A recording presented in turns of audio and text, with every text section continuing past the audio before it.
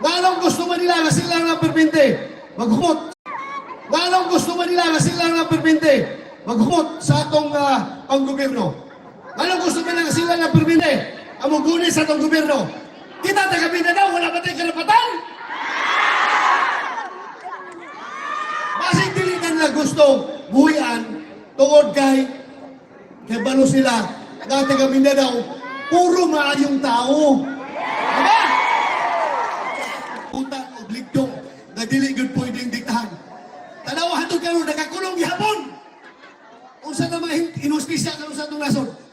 Ang tanong na opisyal, di kulong gihapon. Hangtod karon tanawa nakakulong. Ngano?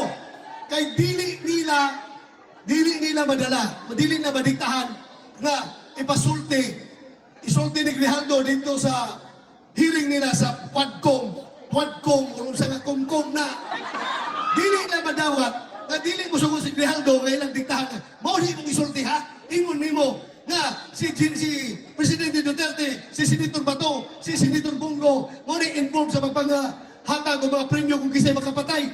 Lus-lus! Ganong mong premyo man ko nga trabaho man sa polis na? Diba?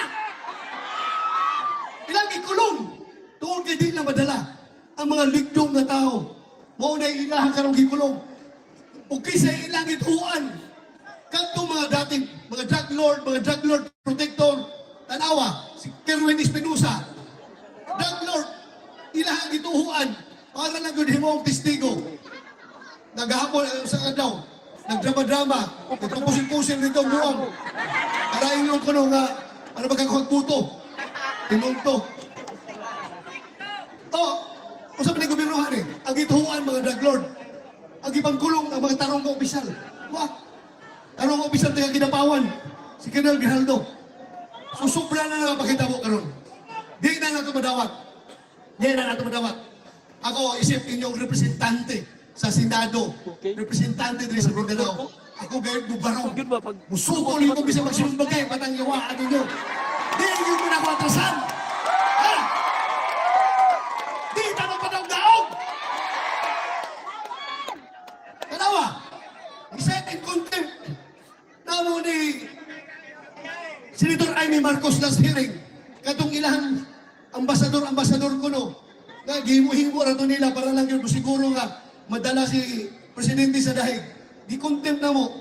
Unya, pagka mag-contempt, wala permahe ang among contempt order. Di ba uli? Usahaw na lang Usahaw na lang. Usahaw mo naghangyo ganyo. Kaya baloyo, si Tatay Digong, bato'y lain na di pangandoy. Ako mo ang kong gibuli ha, pagkahumo sa iyang 6 years nga pagka-presidente. Nung awa ang iyang balay dito sa Davao, kung usay sitwasyon, parte mo lang yakon, wag mo usap. Yagin na nag-presidente for 6 years. Muangkon ko, mas wapo pa akong balay. Kaysa balay ni Tatay Digong. Ngayon ba siya, sagdi lang ba ito, gwapo yung balay. Kaya ako, mayor naman ko, ikaw policeman ka. Magbalay yung kagwapo-gwapo. Yaga-yaga, ano na. Pero, kadtong gihimo niya nga war on drugs. Ang katuyuan ko niya, kaya ba naman siguro mo sa katuyuan, di ba?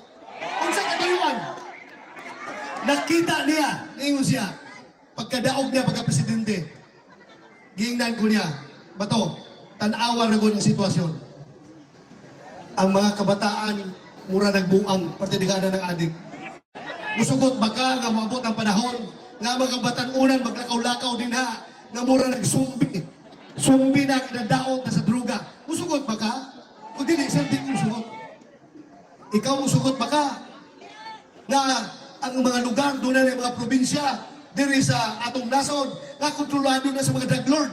Sila na magdesisyon, kinsa pwede mamahimong gobernador, congressman, mayor, konsihal, tungkol sa kadaghan nilang kwarta, nagikan sa illegal na druga. Sila na ang makapagdesisyon kung kinsa pwede. So, hapit na ta mamahimong narco-state. Kung sabot pasabot sa narco-state, ang usa ka nasod nga gikontrol na sa druga. Dili na ang nasod ang nagkontrol sa druga, kundi ang druga na ang nagkontrol sa nasod. Musugot ba ka niya na? Dili nag-isip. Kamu musugot mo? Musa, gihimo niya, sige, mag-war on drugs ha. Bigyan nato italan mga pistihan eh. Mautog, yung pinita na mo. Gihimo niya ang tanan para pagmalinawon ang nasod.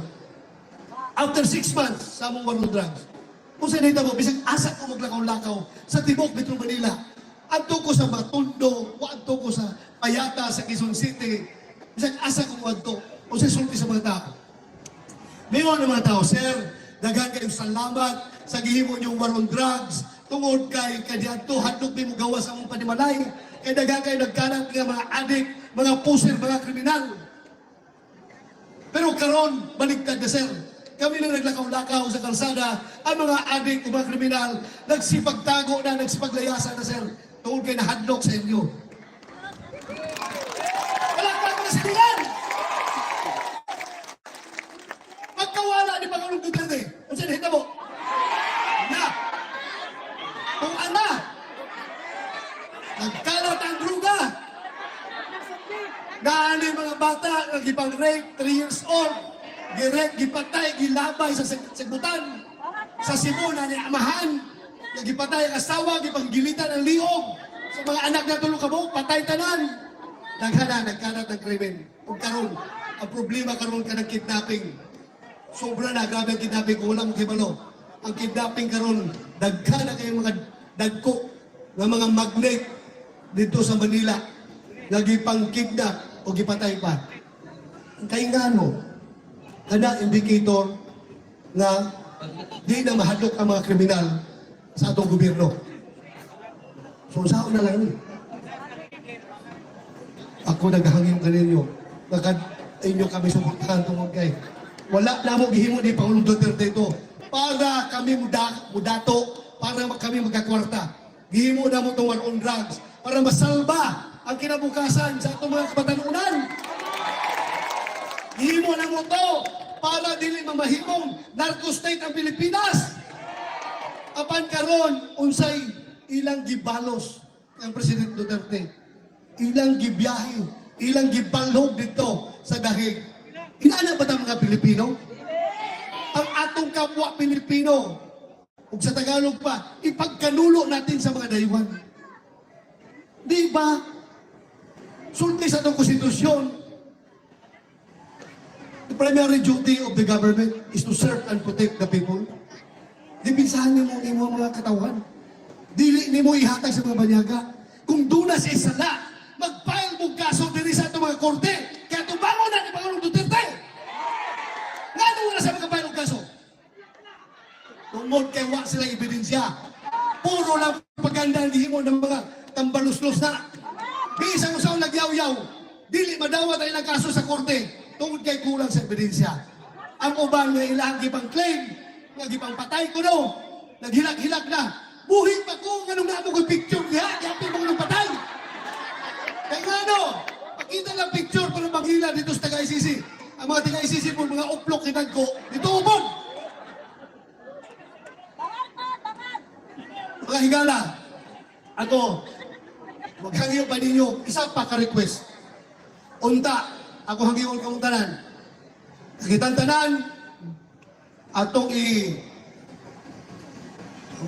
Kung man sa kuhan nyo ng pangaji. Yan po! Pangaji, ha? Yan po! Mga liyupo.